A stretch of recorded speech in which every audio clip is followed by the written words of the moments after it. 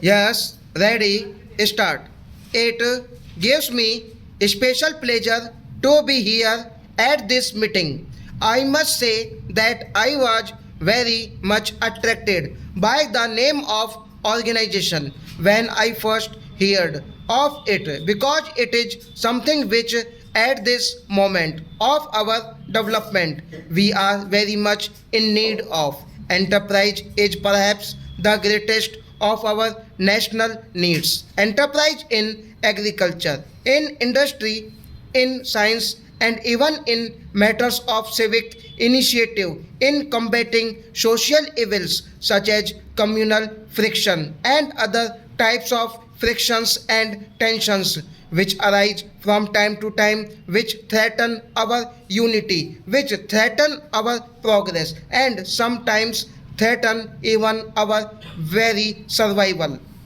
This is hardly the place to dwell on some of these tensions, although they have a very vital bearing on the progress of our industry. In today's society, in today's changing society, the new elite are the entrepreneurs and the technologists, and in the situation which exists in our country, these to have a very special responsibility to society. As you have rightly mentioned in your address, this is not only in the interest, in the patriotic interest of the welfare of larger sections of the pupil, but looking at the question from a very narrow practical point of view also, it is in the interest of all that one should take a stand on the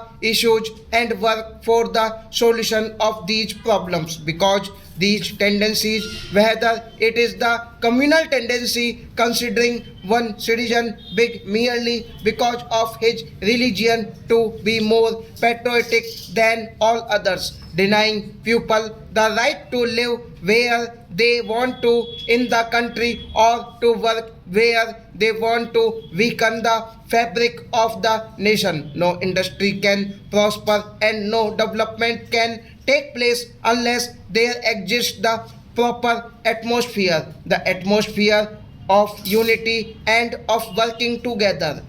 As you know, we have made tremendous progress in industry since our independence, but we have come to a stage when industry needs a special push.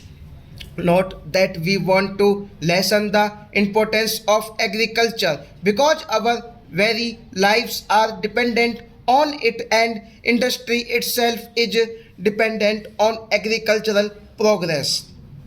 We cannot make history by repeating the experiences of others. We have to be willing to forge out our own path, make our own mistakes, and learn from our own mistakes, and from the mistakes go on to achievement stop.